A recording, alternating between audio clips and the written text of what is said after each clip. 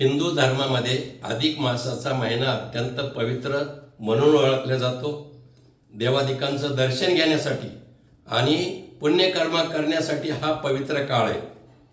त्याचा हा अंतिम टप्पा सुरू आहे आणि पंढरपुरात पांडुरंगाचं दर्शन घेण्यासाठी कोट्यवधी भाविक दाखल आहेत, महिला मोठ्या प्रमाणावर दाखल आहेत। आणि अशा परिस्थितीच्या पार्श्वभूमीवर रोहित पवार शरद पवार गटाचे आमदार यांनी जाणीवपूर्वक आज अन्नत्याग आंदोलन त्या ठिकाणी उपोषणाला बसण्याचा निर्णय घेतला। मला वाटतं केवळ भाविक भक्तांची अडचण व्हावी अशा प्रकारे प्रशासनाला वेठीस धरणं हे खऱ्या अर्थाने हिंदू धर्माला जाणीवपूर्वक वेठीस धरल्यासारखंच म्हणावं लागेल।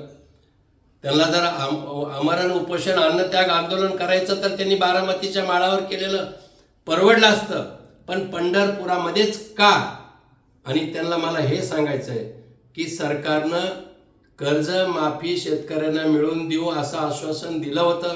विधानसभेत निवडणुकीच्या दरम्यान आमचा तो अजेंडा होता, त्याप्रमाणे 3 जूनला कर्जमाफी जाहीर केलेली।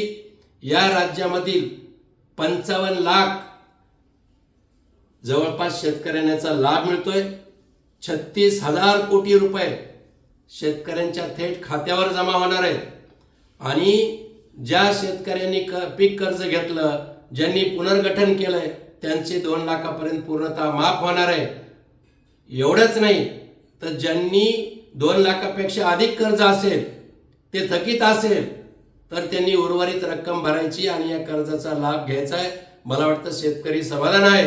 केवळ रोहित पवार हे शेतकऱ्यांच्या नावानं स्वतःचं अस्तित्व दाखवण्यासाठी, प्रसिद्धीसाठी हा स्टंट करतात हे नक्कीच आहे। मला त्यांना एक विनंती, किमान पांडुरंगाच्या दारामध्ये तुम्ही राजकारण करू नका।